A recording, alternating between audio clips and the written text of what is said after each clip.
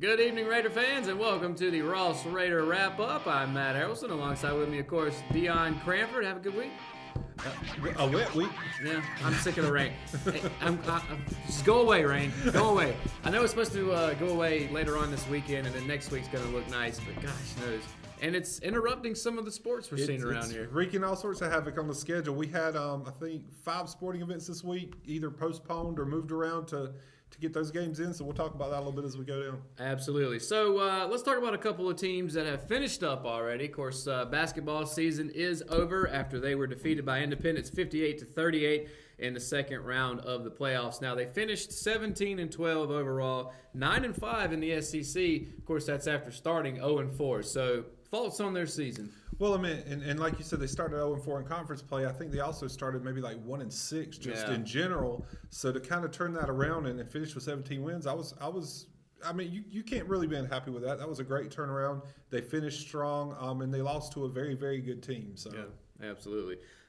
With that being said, the All-SEC team has been put together. Raiders got 3 selections on there, so go ahead. Well, I mean, we'll start with Roderick Newton. Yeah. I mean, the biggest thing about him was he just led the team. I mean, you know, he got the team. He was everywhere. He wasn't the biggest scorer. He wasn't the biggest rebounder, but he was always in control of the game. He did have a couple of games where he was the high scorer, but just anything that happened on that court, it seemed to start with him, and he did a magnificent job.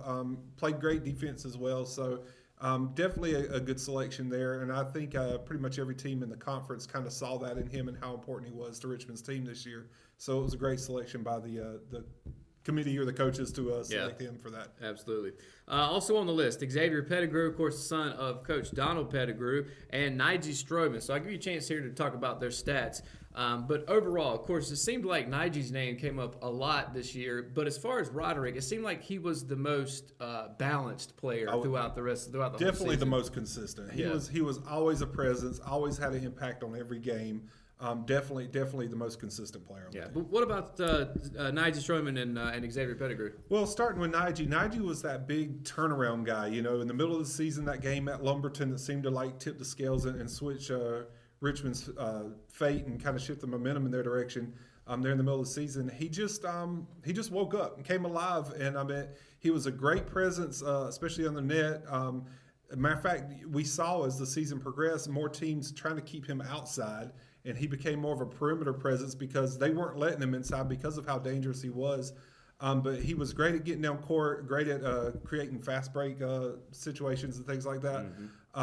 Just a great shooter, great rebounder, great presence under the net. And the same can kind of be said about Xavier Pettigrew. And I mean, we're kind of talking about going from a sophomore to a senior here, but Xavier's been a pretty big presence all season long. And I've just talked about how just dominant he was on the boards, and we've talked week in and week out about how big second, third chance points have been for this team. He was a big part of that.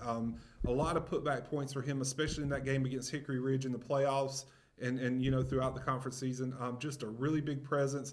You know, and Russell got him making that three-quarter court shot. You know, it didn't count, but just a good team leader, a good. Just a big guy, on that court. So you mentioned Xavier is a senior, so they'll be losing him this time next year. So looking forward, now that their season is over, where does the boys basketball team need to go from here for next year?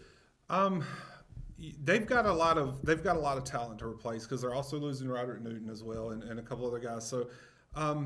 You know, it's going to be interesting to see. You know, we got a chance to look at the JV team a little bit this year. There's some talent there. Maybe some holes can be filled with those guys, but there's going to be a lot of talent. So a lot of these guys are really going to have to step up their play. I didn't really see a whole lot other than the, you know, we're going to get the Hoods back. You know, we're going to get Nige Stroman back. We're going to get several of those other guys back that bring a lot of talent to the court. But you know, it's going to be tough to replace what Roderick Newton and Xavier Pettigrew and a couple other seniors brought to the game.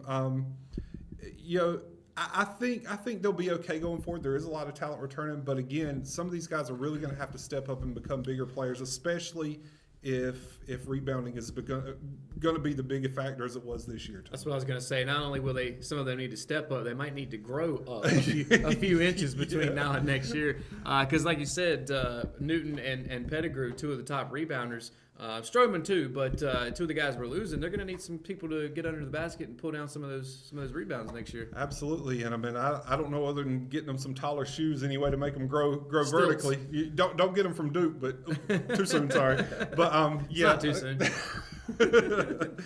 but yeah, it's gonna be hard to replace, especially that height and that physical play that Xavier Pettigrew had under that nets. All right, so that's going to do it for basketball out at Richmond Senior.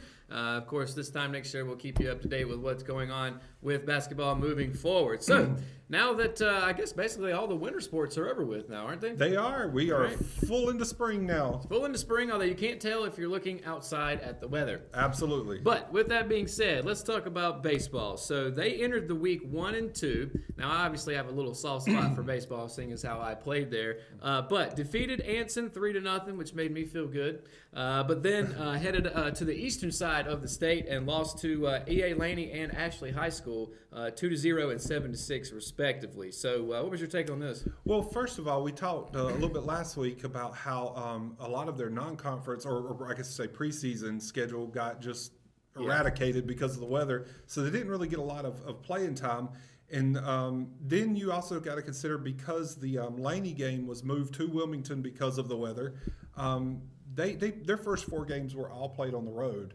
So it was kind of interesting to see how they were going to adapt to that, as well as to all the adjustments with the weather and everything. They did an okay job against Anson. I'm not fully convinced Anson was that dominant of a team, but they did what they needed to do in week 1. And I mean, that was a good win for them to win that one 3-0. The 2 losses on the road in Wilmington, they are what they are. I mean, they lost to 2 really, really good programs. Yeah. And they lost in competitive games. So those are games they could have won and may have the opportunity to avenge later on in the season. So I mean, the big thing was, it was good to get 2 really good opponents on the field before entering conference play. So even though those were losses, they were probably profitable losses if you want to go in that direction. So going into the first game with Purnell Sweat, that game was actually moved from Tuesday to Wednesday because of the weather. And then the second game was moved from Friday to Thursday. So they played Wednesday and Thursday, back-to-back nights. But that was a cold one at Purnell Sweat. On Wednesday. But it all just came down to 1 inning. You know, if you look at the notes, you know, they scored 11 runs in the 5th inning. I think they sent 16 batters to the plate in that 1 inning. And then, of course, you know, if you haven't heard yet, which if you follow baseball, I'm sure you have, Jake Ransom hit one to Red Springs in that game. Yes, I mean, he did. it was think like it's landed yet. Yeah, the moment contact was made, everybody was on their feet. They knew it was going out of the park, and you know, bases were loaded, so it was a grand slam. And that actually put Richmond up 10-0 in the 5th. And then it was kind of like the atmosphere kind of died. Everybody was cold. Well, it's a 10-run game. We're in the 5th inning. I guess it's kind of time to go. And then Richmond just kept going. You know, they kept rolling out. Another run. Bases were loaded again in no time. And, you know, it ended up being 14-0 at the end of the 5th. And then you know, they held on in the bottom of the 5th to just kind of win by mercy rules. So you were talking about how the weather's kind of jumbled up the preseason or the non-conference schedule, but we also talked last week about how there wasn't really much of a non-conference schedule to begin with, and how much that would affect them going into SAC play. Doesn't really seem to have done that, though, did it? No, I mean, and they only had 3 games. They got all 3 of their games in. It was just how they had to do it to make it work, because they ended up playing Laney and Ashley in a doubleheader on Saturday just to make sure they got those 2 games in, and it worked out. They got them in, and maybe it paid off. You know, the bats came to life in that Purnell Sweat game. I do want to mention Hunter Paris. He got the win versus Anson, as well as the win that first win versus Sweat. So 2 wins on the mound already for him. And we were talking about who was going to step up and be that pitcher for Richmond this year. And you know, he may be throwing his name into that pot to be that guy. So good start for him. 9 different Raiders recorded at least 1 RBI in that game. I'll run them down, but it was Tyler Bass, Kim Caraway, Garrett Wigman, Evan Hudson, Dawson Bryant, Will Chappell, Harrison Chance, Dallas Cowick, and, of course, Jake Ransom with the grand slam. I will mention that, you know, and I'm not trying to take anything away from these guys, there weren't a lot of hits in that game. Purnell Sweat had a lot of pitching issues.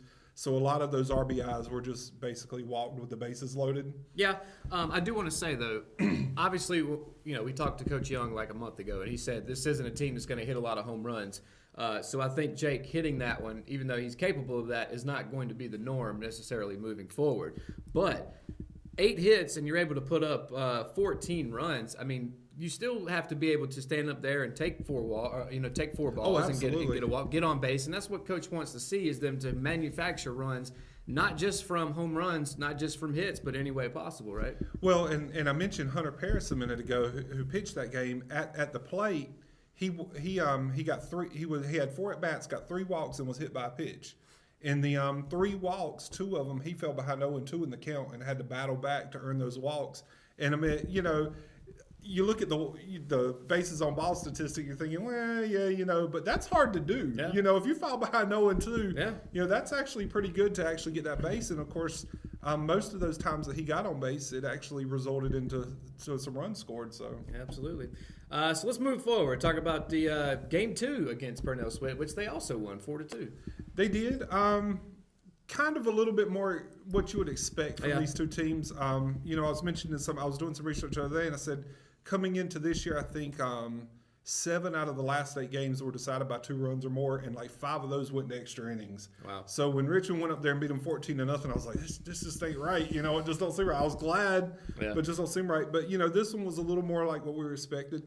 But it never felt like Richmond was really out of control of this game, even though it was a lot closer. They came out pretty quick in the first inning and got 2 runs. Tyler Bass led off with a single and later scored on a pass ball. So once again, Purnell Sweat continuing with the pitching issues, even on into the second night. Cam Caraway had an RBI single and scored Ransom. In the third inning, Evan Hudson brought home Wigman with the sacrifice bunt. And I'll tell you something else going on with that one. We're seeing a lot of bunts from this team. You were talking about, you're not going to get a lot of home runs. But there were, I think, maybe 5 bunt singles between the 2 games. That doesn't surprise me, though. Well, it doesn't, but I mean, once again, they're trading hard hits for speed. Yeah. And I mean, they've got the speed. I mean, they're just really quick on the bases. And then of course, Brett Young, who is actually really good at that. I don't think this was a bunt single, but he reached on a single. But he actually circled. He actually got to second, third, and home all on mistakes made by Sweat. Mostly in the pitching. So, it was what it was. It wasn't a pretty game for Sweat, but Richmond did everything they needed to do to win that one.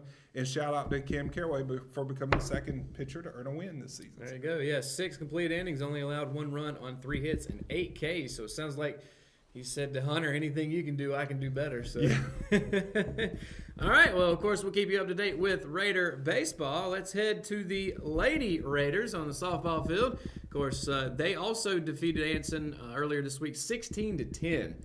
Now, is that closer than it should have been?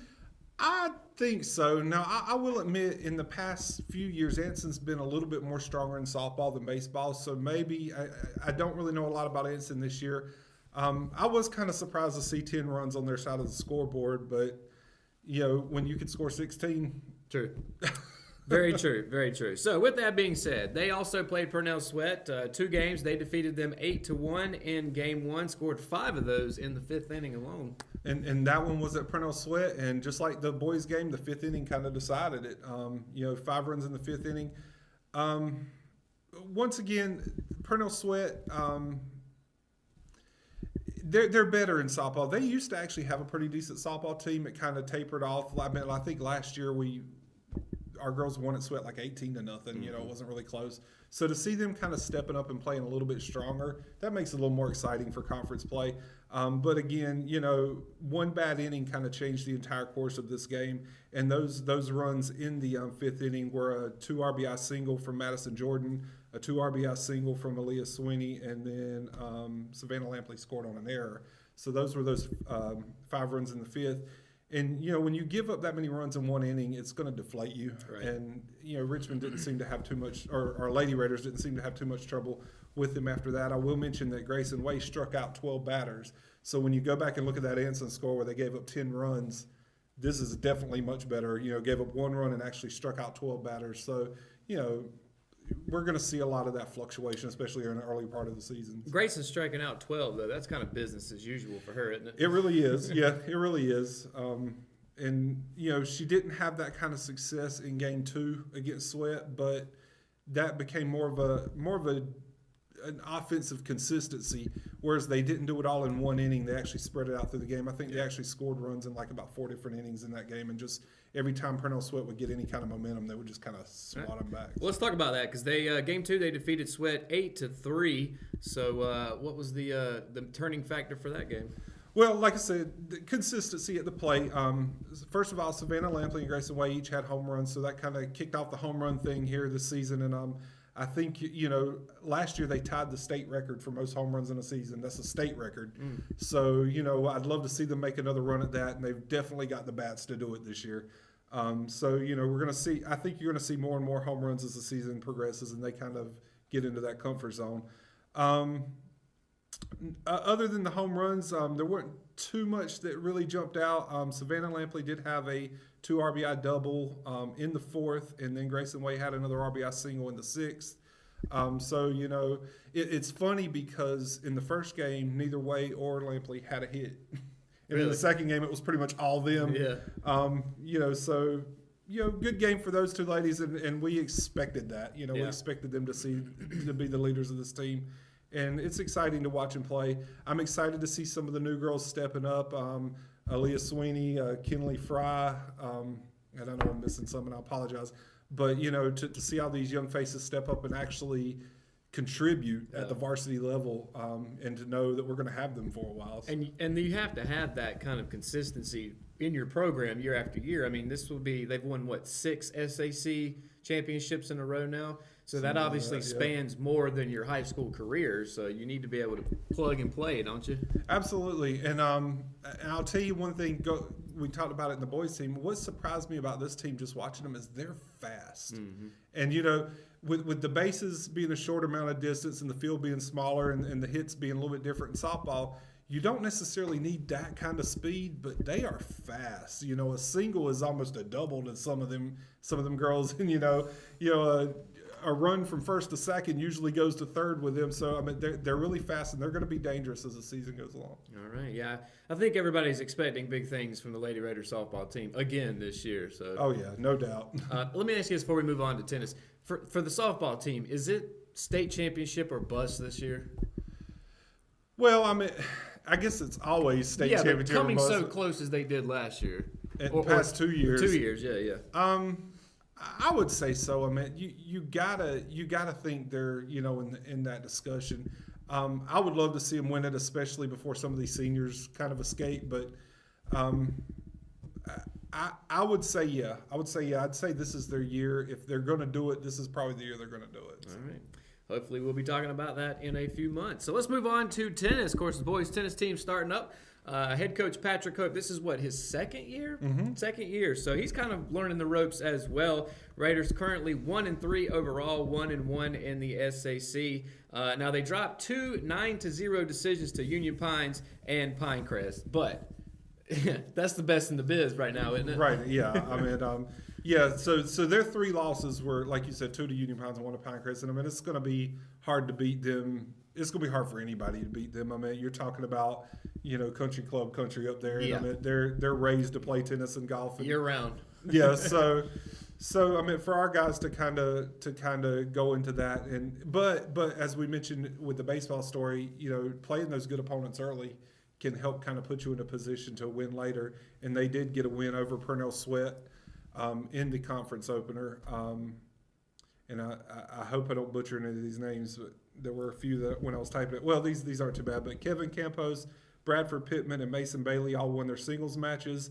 Alex Yates and Kareem Ojeda. Won the doubles matches, and Mason Bailey and Caleb Brewer won their doubles matches. So that was the 5 points for the win there. All right, yeah. And as I mentioned, Coach Hope now in just his second year. So he's I believe I covered boys tennis last year, and it was interesting to watch him kind of learn the sport as he's going along. And I remember him talking last year about consistency being the biggest thing for his team. I would imagine that's going to be the same thing this year, right? Well, once again, in the country club sports, because I mentioned before that I spoke to Keith Parsons about the golf team earlier, and we'll talk about them a little bit next week. But it's all about just improving as the season goes, because a lot of these sports, it's going to be. I don't want to ever say this because it is a team sport to begin with, but a lot of these sports it's more focused on the individual because the individual has to perform in order for the team to win. You know, there's nobody that can really make up your slack in these kind of sports. So to watch these guys kind of improve individually, that's where the success is going to lie, and to see where this team ends up.